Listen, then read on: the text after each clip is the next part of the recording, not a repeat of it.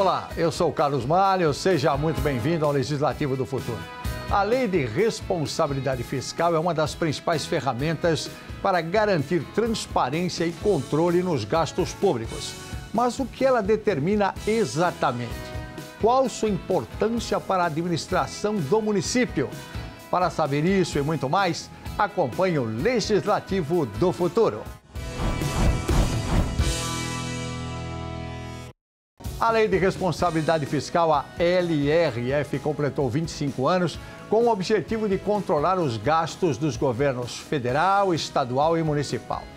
Mas para entender melhor o funcionamento desta lei e seus impactos na vida dos cidadãos, conversamos hoje com o Procurador Legislativo, Dr. Ricardo Teixeira, e também com o professor de Direito Financeiro, Econômico e Tributário da Universidade de São Paulo, professor Dr. Fernando Facuri Scaff.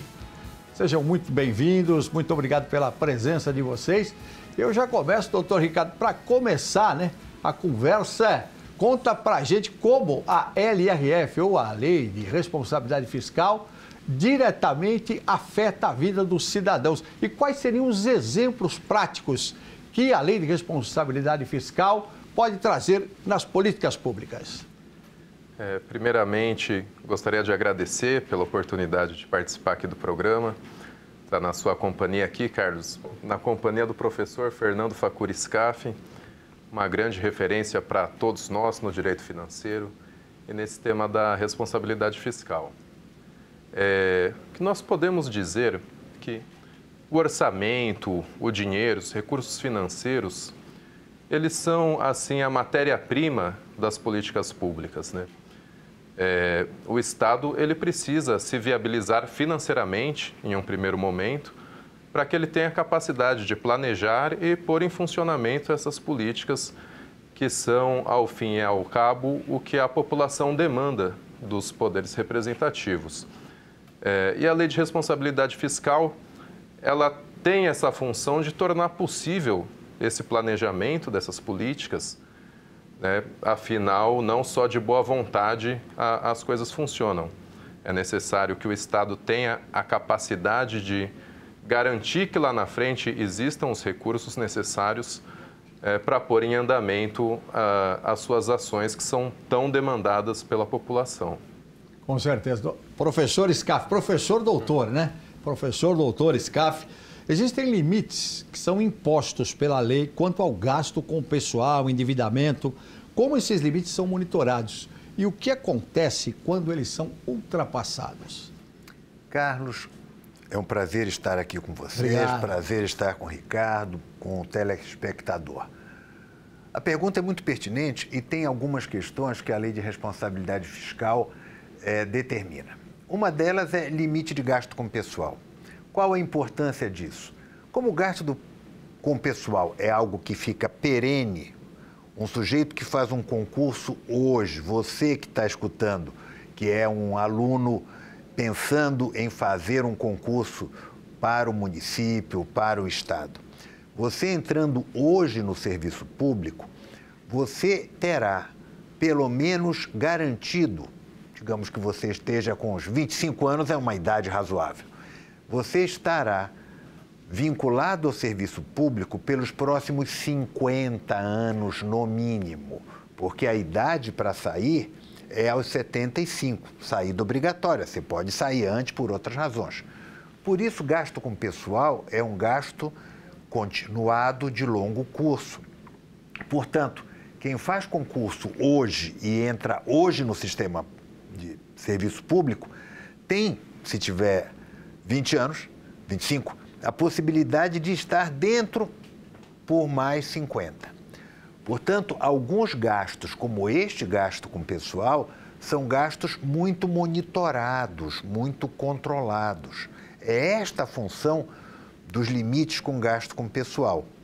Idêntico à questão da dívida, porque uma dívida contraída hoje, muitas vezes dívidas que o município contrai, que o poder público contrai, ela vai ser paga ao longo de muitos anos.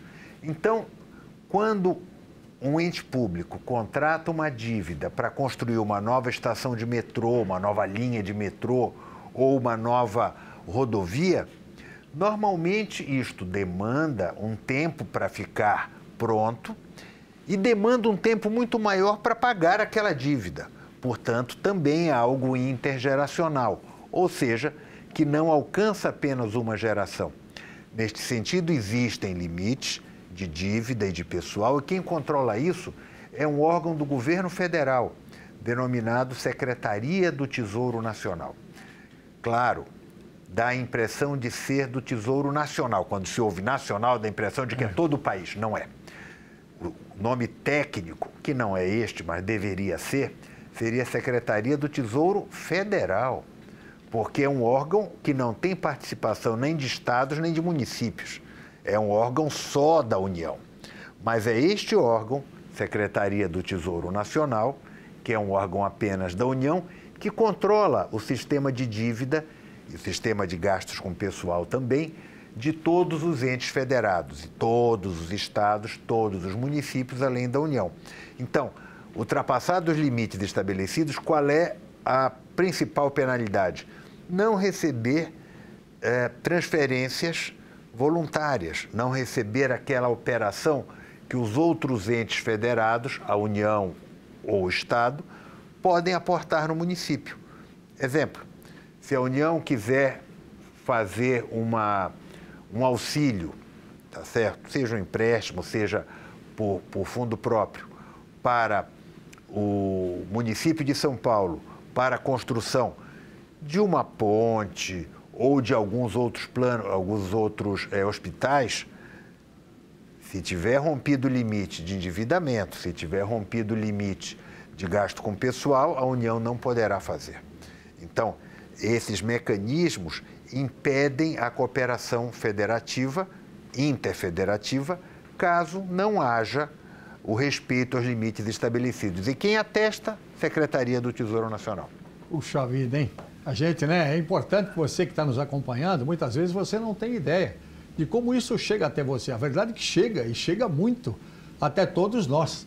Todos nós estamos sujeitos, de repente, a uma prefeitura ter um endividamento, não poder pegar mais dinheiro para construir uma ponte ou um hospital. É isto. Como disse o professor. Então, realmente é um negócio bastante que eu peço a você que está nos assistindo, preste atenção que nós vamos aprender muito aqui, hein? Com dois especialistas aqui hoje. Uma coisa importante, 25 anos da Lei de Responsabilidade Fiscal. Qual o legado que ela deixou? Queria que vocês avaliassem isso.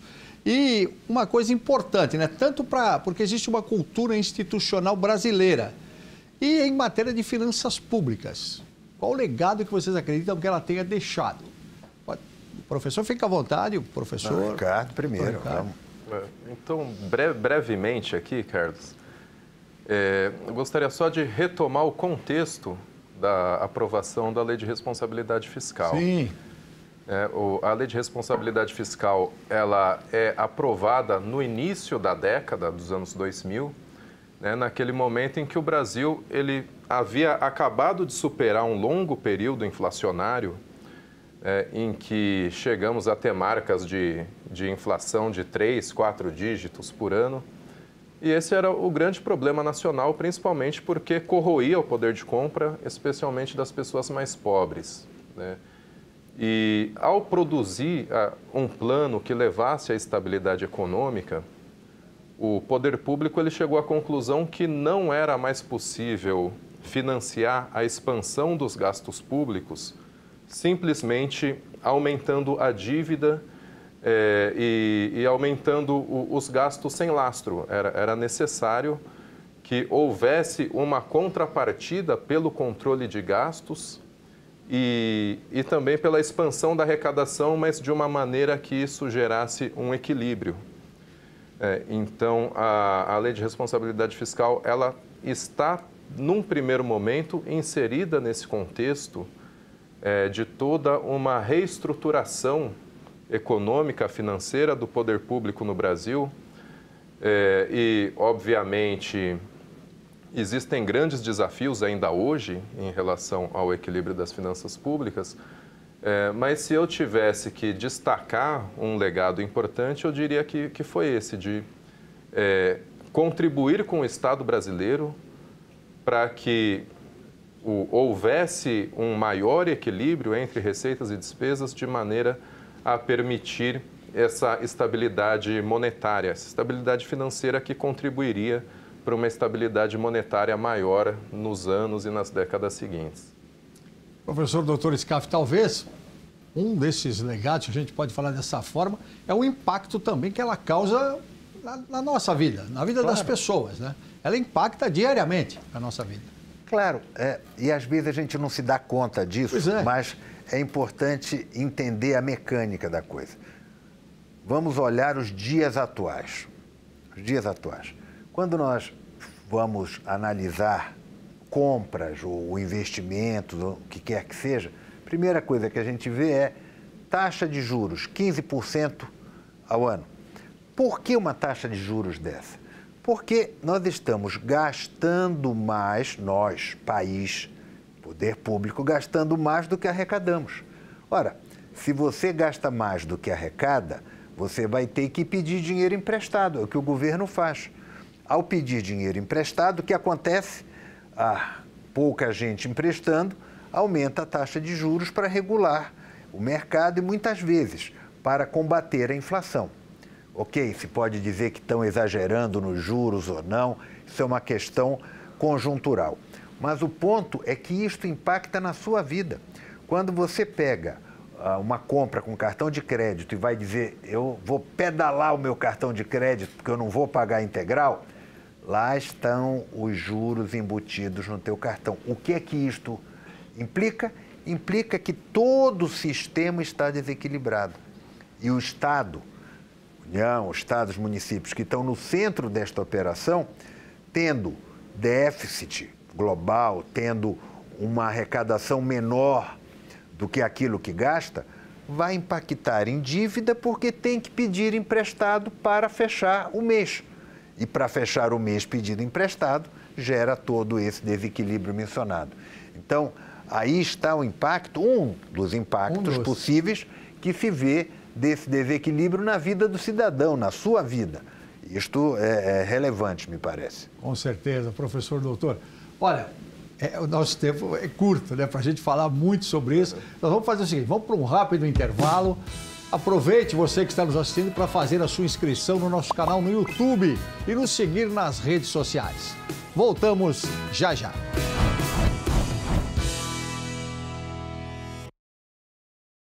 A Câmara Municipal de São Paulo é uma instituição que valoriza a memória política da cidade. Aqui a gente faz isso por meio do programa Vossa Excelência Memória, que está no ar desde 2021. A cidade que é boa para quem tem deficiência, ela é melhor para todo cidadão. Todos que chegaram aqui têm voto, né? Tem alguma representação. Nós já fizemos mais de 100 entrevistas com ex-vereadores neste plenário. Sobre a minha presença, nós passamos a dar esse espaço democrático para as pessoas debater os problemas da cidade. Eles contam suas histórias, bastidores e a relação com os prefeitos da época. O poder ele se constitui não só do legislativo, do executivo e do judiciário. Tem um poder anterior que ninguém se dá conta de que existe, porque não convém saber que ele existe, que é o poder popular. Eu brinco dizendo que esse plenário aqui não é azul, não por acaso, né? Mas ele se compara ao Senado da República. Né? Aqui é o Senadinho. Então foi aí que nasceu a questão da martaxa. Então fizemos uma lei que é de um parágrafo, onde a prefeitura entende que precisa uma creche. Se o imóvel estiver dentro de especificações técnicas de segurança, higiene e saúde, a prefeitura pode autorizar. Ponto, encerrada a lei. E disse, prefeito Jânio Quadros, eu não serei um Oscar Pedroso Horta da sua vida. Está aqui a sua carta e o senhor tem outros meios, se o senhor quer renunciar ao seu mandato, que o faça, não pelas minhas mãos. E todos estes depoimentos formam a história desta casa, fundada em 1560.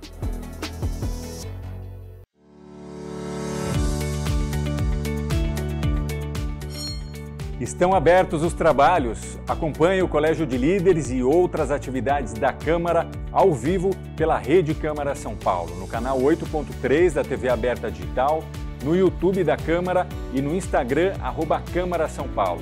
Não vai perder, o Colégio de Líderes acontece toda terça-feira, às 2h da tarde. Rede Câmara São Paulo, sua conexão com a política da cidade.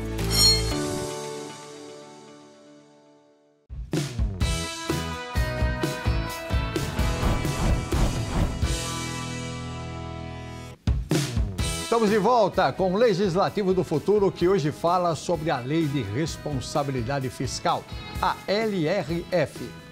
Senhores, essa lei é ao mesmo tempo uma garantia e um desafio para os gestores públicos, como equilibrar a necessidade de investimentos com o rigor que ela exige. Podemos dizer dessa forma? Olha, para fazer investimentos, você tem que ter a folga orçamentária. Sem esta folga, você não consegue fazer, porque senão todo gasto fica com salários, verba para a saúde, verba para a educação, que são importantes e necessárias, mas a lógica de investimento, novas praças, novos colégios, novos hospitais e novos investimentos de infraestrutura no município, no estado, na União, isso acaba sendo necessário fazer no espaço orçamentário, aquilo entre receita e despesa possível, ou chega-se novamente à questão do endividamento. E muitas vezes faz-se dívida para fazer esse tipo de investimento, o que não é ruim. Observe, nem toda dívida é ruim. Exemplo melhor, se você quer comprar um imóvel, você consegue abrir a carteira e comprar o imóvel? Não. Você faz um financiamento de 25, 30 anos, longo, parcelas baixas, juros baixos e você compra o imóvel. Então, a mesma coisa no poder público. Existem dívidas que são boas e dívidas que são uma lástima. Então, sendo boa, pode ser feita. A fórmula de investimento, muitas vezes, acarreta, implica em fazer esse tipo de dívida boa para poder garantir um melhor bem-estar para toda a população. Eu vou fazer uma pergunta aqui também, para os dois. Após 25 anos da LRF, né, o país teve um grande debate sobre a questão de equilíbrio fiscal no âmbito federal. No nível subnacional, muitos estados e municípios estão em situação delicada do ponto de vista financeiro. E aí a Lei de Responsabilidade Fiscal teve aí um sucesso que se esperava. Agora, esse endividamento que é preocupante, né, dos municípios, né, doutor Ricardo, depois professor. Sim, até conversava antes aqui com o professor Scaff, né, como essa pauta da necessidade de ajuste fiscal, de uma crise fiscal que parece permanente, é uma pauta constante no Brasil. Né? Aparentemente, o país está sempre enfrentando, né, esses gargalos de recursos de maneira a viabilizar suas finanças, mas é um tema que sempre volta. Parece que são ciclos não muito longos em que as coisas melhoram um pouco e depois pioram, né? E hoje nós estamos com esse debate nacional acerca do equilíbrio fiscal que afeta diversas dimensões da vida das pessoas, como as taxas de juros mencionadas pelo professor Fernando Facuri Scaff. Mas foi muito bem pontuado por você, Carlos, a questão da dívida dos gastos dos entes subnacionais, que às vezes passam um pouco mais despercebidos na cobertura e vem causando uma preocupação muito grande entre especialistas. Nós temos visto alguns estados que não conseguem honrar os compromissos com a União e esses acordos precisam ser frequentemente renegociados, né, porque o Estado não consegue fazer os ajustes necessários. E, para finalizar, gostaria de pontuar que esse não é o caso aqui do nosso município de São Paulo. Tá, o município de São Paulo teve uma grande felicidade nas últimas administrações que conseguiram promover um equilíbrio substancial e, por alguns fatos específicos, também aprovou, antes dos outros entes, uma reforma da Previdência importante. também venceu uma ação muito importante que lhe reconheceu a propriedade do Campo de Marte, que havia sido tomado pela União há muitas décadas atrás, e isso também fez com que a Prefeitura fizesse um acordo com a União que encerrasse a dívida municipal com a União. Então, isso tudo trouxe uma situação fiscal para o município de São Paulo mais confortável e esperamos que assim prossiga, né? A gente espera que todos façam dessa forma, é claro, né, professor? Todos os estados, municípios. E tem mais uma coisa também. Nós, população, nós temos como controlar isso? Sim. Existem várias formas de controlar. Pode ser controlado de maneira indireta, por meio dos legislativos, ou seja, no caso municipal, pressionando a Câmara dos Vereadores, demonstrando para a Câmara, para as diversas câmaras de cada município, como controlar o poder executivo. A mesma coisa nas Assembleias Legislativas e no Congresso Nacional, por meio do Legislativo. Mas existe uma outra forma, que é fazendo críticas, denúncias, demonstrando as irregularidades apontadas. E isto pode ser feito por meio de qualquer cidadão, tá certo? Que apresente uma petição diretamente ao Tribunal de Contas ou mesmo às câmaras dos vereadores ou similares, Assembleias Legislativas. Existe uma outra fórmula que tem muito a ver com isso que nós estamos fazendo aqui, que diz respeito à imprensa. Se você for ver, uma fórmula muito importante de transparência e de publicidade dos problemas está por meio da liberdade de imprensa. Então, quando um cidadão é entrevistado por um repórter, por um jornalista, e ele diz: na frente da minha casa tem um problema assim, assim, isso chama a atenção para as autoridades para aquele problema, e as autoridades poderão intervir naquela realidade e reduzir os impactos. Então, esse tipo de coisa parte tanto de uma lógica macro, problemas maiores, endividamento da cidade, coisas assim, como também tem o aspecto micro, que é o que está na frente da sua casa, no lixo que não é recolhido e coisas semelhantes. Então, esta conexão entre o amplo e o pequeno, entre o macro e o micro, é importante e impacta na possibilidade de você ter um maior controle por todos os cidadãos, o que inclui os nossos ouvintes. E o senhor, depois inclusive o professor também, o doutor Ricardo também falando sobre isso, existe espaço, através de mecanismos mais efetivos, para a responsabilização dos agentes públicos pelo descumprimento da lei de responsabilidade fiscal? Ou é um problema mais estrutural, que tem... Existem condições? Existem. Esses mecanismos que mencionei há pouco podem apontar para a responsabilidade fiscal desses agentes, tá certo? E aí a Câmara, Poder Legislativo Municipal, Federal, Estadual e os tribunais de contas correspondentes são meios aptos para a análise dessa questão. Existem outros meios, como o Ministério Público de Contas e até o Judiciário, mas a fórmula é controlar por meio deste controle público ou pelo controle social de toda esta população sobre o gasto público, sobre os governantes. Realmente é uma questão de responsabilidade efetivamente, né? A gente já teve casos, inclusive, de processos que foram movidos, né? Impeachment até, claro, né? Relacionado com lei de responsabilidade fiscal. Então, isso é grave. Quer dizer, se a pessoa não cumprir, se o gestor público não cumprir também, ele está sujeito às penalidades que já, inclusive, nós tivemos no país, né? Sem dúvida. Tem uma pergunta aqui, doutor. Qual a mensagem que os senhores deixariam para os legislativos municipais que ainda buscam consolidar sua atualização e controle de fiscalização das finanças públicas?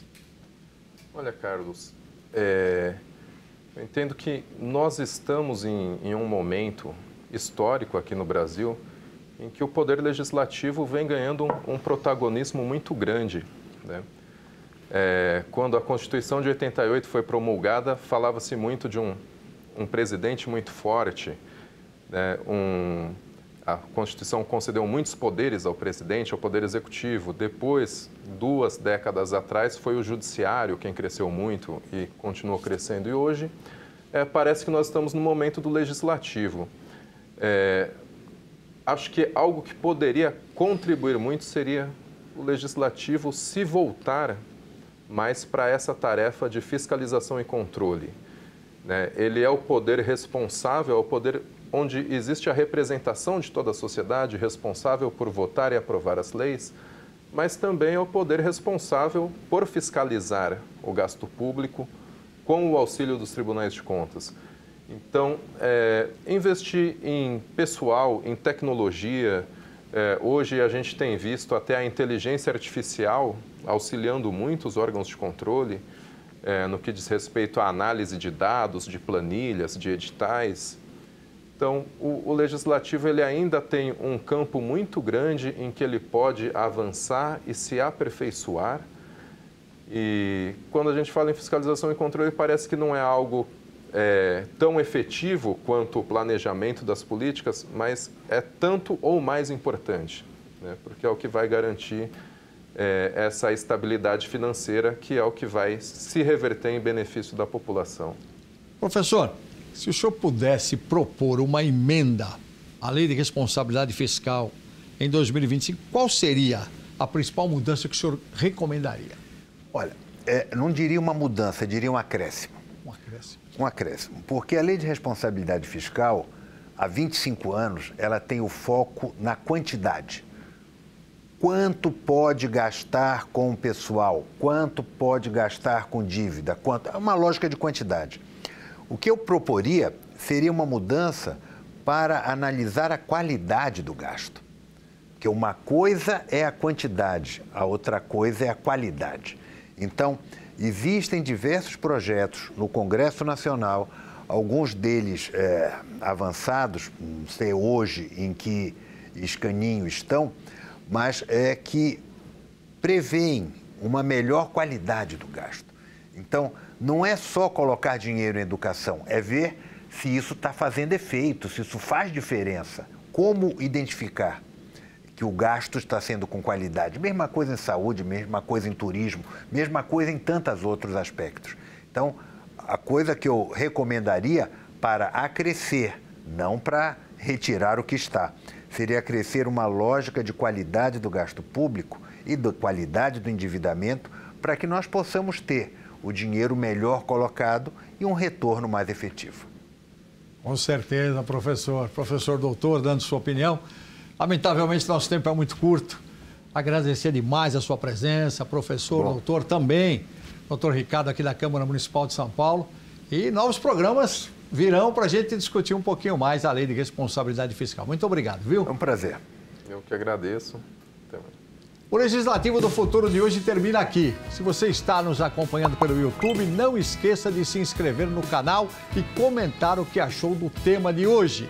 Siga também o nosso perfil no Instagram, o @Câmara São Paulo. Rede Câmara São Paulo, sua conexão com a política da cidade.